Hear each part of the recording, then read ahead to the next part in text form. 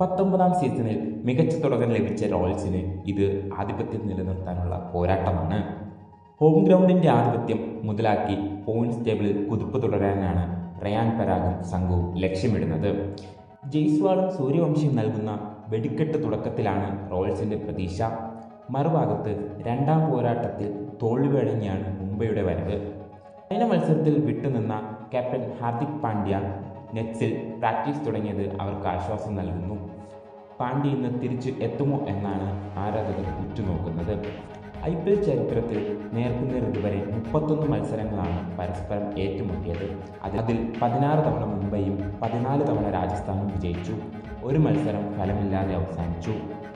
എന്നാൽ ജയ്പൂരിലെ കണക്ക് രാജസ്ഥാൻ റോയൽസിനാണ് ആനുകൂല്യം. ഇതുവരെ കളിച്ച 7 എണ്ണത്തിൽ 5 എണ്ണവും രാജസ്ഥാനാണ് വിജയിച്ചത്. ബാറ്റർമാരെയും ബോളർമാരെയും ഒരുപോലെ തുണയ്ക്കുന്ന പിച്ചാണ് ജയ്പൂരിലേത്. മത്സരം വൈകുന്നേരമായതിനാൽ രണ്ടാമത് ബാറ്റ് ചെയ്യുന്ന ടീമിനാണ് വിജയസാധ്യത കൂടുതൽ. രാജസ്ഥാൻ ടീമിലേക്ക് നോക്കിക്കഴിഞ്ഞാൽ അവർ ആദ്യ മത്സരത്തിൽ ചെന്നൈയെ ഡോമിനൻ്റായിട്ടാണ് പരാജയപ്പെടുത്തിയത്. ലോ സ്കോറിംഗ് ഗെയിമിംഗ് ആയതിനാൽ പവർ പ്ലേയിൽ തന്നെ രാജസ്ഥാൻ ഏറെക്കുറെ വിജയം ഉറപ്പിച്ചു കഴിഞ്ഞു. എന്നാൽ അവരുടെ രണ്ടാം മത്സരം കുറച്ച് ടൈറ്റായിരുന്നു. അവസാന ഓവർ വരെ നീണ്ട മത്സരത്തിൽ ത്രില്ലിംഗ് വിജയമാണ് അവർ നേടിയെടുത്തത്. ഇനി മുംബൈയുടെ കാര്യം നോക്കുവാണെങ്കിൽ അവർ ആദ്യ മത്സരത്തിൽ KKRനെ പരാജയപ്പെടുത്തിയാണ് വന്നത്.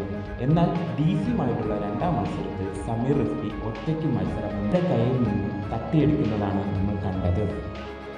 രാജസ്ഥാൻ വിജയക്കുതിപ്പ് തുടരുമോ അതോ ഹാർദിക് പാണ്ഡ്യയുടെ വരവോടുകൂടി മുംബൈ വിജയ വഴിയിൽ തിരിച്ചു വരുമോ? എന്തായാലും നമുക്ക് കാത്തിരുന്ന് കാണാം.